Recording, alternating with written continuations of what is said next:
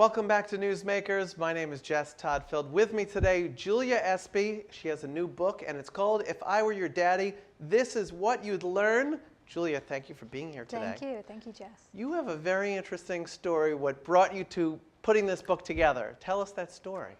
Well, great. Well, thank you. Yes, I found myself a single mom. Yeah. You know, this is something no woman thinks about. And then there she is, and I could either despair. Yeah. Because I had to be mother and father. Sure. Or I got resourceful, which I started interviewing very successful men. I mean, men at the top of their fields. These men are amazing. This was my favorite, that she sat there and said, wait a second, I don't have all the answers to be both parents. I did. I'll I'm a find researcher. them. I'm a researcher by trade, a retired NASA engineer. I love to do research. I love it. It's out of this world thinking. Right? And I Yes. wanted successful men who were successful fathers. Oh. Now, they don't always go hand in hand, but mine did. Oh, very nice. You interviewed all of them. I interviewed them all, yep. And I wanted practical, real life, parent-to-parent success ideas and tips because I was busy. Wow. So it started out where you wanted some real solid information you could start putting to work, and then you realized, wait a second, this is a book. Absolutely, because 1 out of 4 American children today are being raised in single-parent homes. Right. So I was not alone. And so I said, these are really helping me. I'm a much better parent. Yeah. You know, I bet they can help the fathers out there as well as the mothers and the single mothers who have to do both jobs. Okay, hit us with some sort of nugget, something you learned from these successful dads that all of us watching, people watching right now can learn. Okay, here's a great one. And I learned this from a man who was a single father of 3. Now, this is a very prominent clinical psychologist. And he finds himself with 3 kids under the age of 5. His wife leaves him and is overwhelmed. She's overwhelmed. He's left, and he finds he's in his kitchen. The kids are just exploding. One has a dirty diaper who's screaming. The other one cut themselves.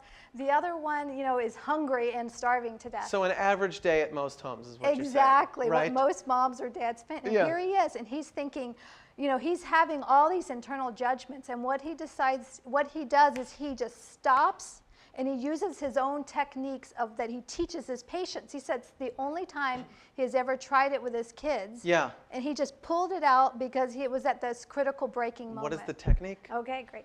So I've used this every time. This technique is this. You breathe in the word patience. Breathe in patience, and Yes. you breathe out, you say your name. So you say this inside, or you can say it out loud. You breathe in patience, out with your name, Julia. And you do Yes. it like 5 or 6 times. And what it does is it causes you to break. You let the kids just explode around you. Yeah. You take that moment, you just compose yourself, you change your physical structure, and then you're able to gather your intuition to handle each one of those. Wow. And the best thing about this is if you learn to do these things, then you're going to teach these tips to your kids so that they're not overwhelmed with tests. They don't react to people that are mean. They take the time and they'll breathe in patience, or they can breathe in courage and then breathe out their name. Yeah, you had another great one I think is worth bringing up in the interview where you were talking about parents turning and saying, I'm proud of you, but you have your own spin that you obviously found when interviewing. Explain. Yeah, you know, this was a revelation for me, which is why I think it's important to learn from others. Yeah. You know, how many times do we catch ourselves, I'm so proud of you, I'm so proud of you, and they do well on a test, right? Sounds terrific. They do well at, you're just, so proud of you. We think it's a wonderfully nurturing thing to do. Yes. But what these dads showed me is that it's much better to change it a little bit, and you say, are you proud of yourself? How do you feel? You actually turn that to your son or your daughter, and you say, are you proud of yourself? How do you feel? And what I've done this with my son, and what I find, he's like, yes, Mommy, I'm really proud of myself. Here's the point, is it's taking him or her, and it's saying that they have their internal approval meter, that they don't need your approval and they don't need peers' approval. Right. This comes in really important in the teen years, right? Sure. If you teach them to want your approval, then they're going to want their peers' approval. Great. But if you turn it around and teach them, honey, the only thing that really matters is how you feel about yourself, and then you do compliment them. You compliment them for their effort, their perseverance, their good attitude. You definitely love on them, but you make their approval come within. That's a wonderful nugget. Something that many kids are facing, peer pressure, and of course parents or single parents have to deal with this situation. Do you have any take on that, possibly from the book? Well, here's the take on this, is that it's not going to go away. Yeah. You're never going to eliminate peer pressure. You're never going to eliminate bullies. Teachers are not going to be able to monitor the classroom. It's just not enough. So here's the important part about this, is that it's just like, you've heard of the three pigs and the wolf? Yes. It's the same thing. The bullies or the peer pressures is the wolf, and the wolf is not the problem. The problem is that 2 of the pigs didn't build strong enough homes.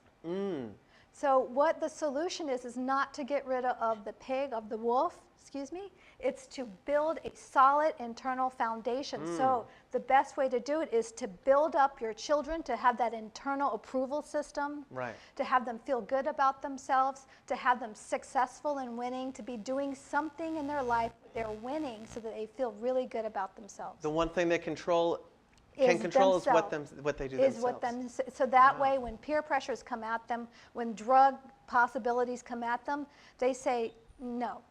And they say it within. It doesn't matter how much the wind blows. They've got that internal things that you have started to develop from when they were a little child. There's a lot of great information in the book. If I Were Your Daddy, this is what you'd learn. A great gift, by the way, I'm sure any time of year, not just Mother's Day. I mean, I know that you wrote this thinking about some of the stressed and harried moms, but dads can learn plenty as well. Right. I mean, does dad really need another tie? I mean, so. That's right. So great Dad can parenting. learn from some other dads that know what they're Exactly. I doing. mean, what dad doesn't want to know what some sports model, millionaire, CEOs dads have to do with their children? So it's one of the best gifts you can give your whole family. And I know you have some free resources that is on your website. What is the website, by the way? It's www.iwereyourdaddy.com. Right? And what are the free resources that are on there? Okay, I give 7 powerful secrets that every single mom needs to know. Oh.